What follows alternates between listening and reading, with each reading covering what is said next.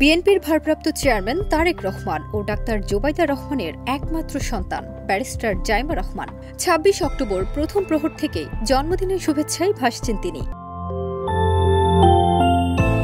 Social মিডিয়ার একাংশ এখন সরগরম এই পরিচিত মুখকে ঘিরে। তার জন্মদিনের কেক কাটার কয়েকটি ছবি ছড়িয়ে পড়েছে ফেসবুক, এক্স আর ইনস্টাগ্রামে।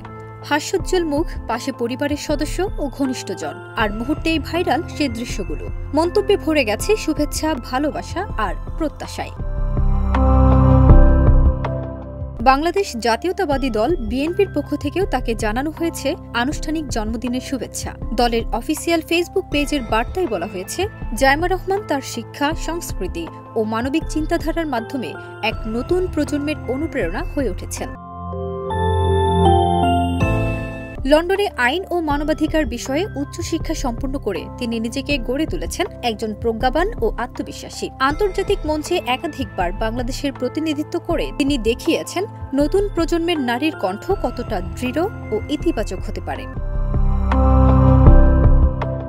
সামাজিক মাধ্যমে অনেকেই বলছেন, রাজনীতিতে আনুষ্ঠানিকভাবে না থাকলেও জাইমা রহমান চাইলে বাংলাদেশের রাজনীতিতে নতুন দিগন্ত উন্মোচন করতে পারেন। শিক্ষা, সততা আর আধুনিক দৃষ্টিভঙ্গির মিশেলে তিনি হতে পারেন এমন এক নেতৃত্বের প্রতীক, যিনি রাজনীতিতে ফিরিয়ে আনতে পারেন আস্থার বাতাস।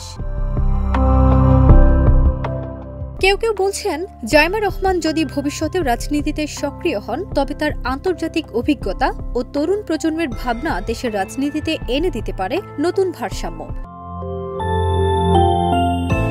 শহীদ রাষ্ট্রপতি জিয়াউর রহমান ও বেগম খালেদা জিয়ার বড় নাতনি ব্যারিস্টার জাইমা রহমান।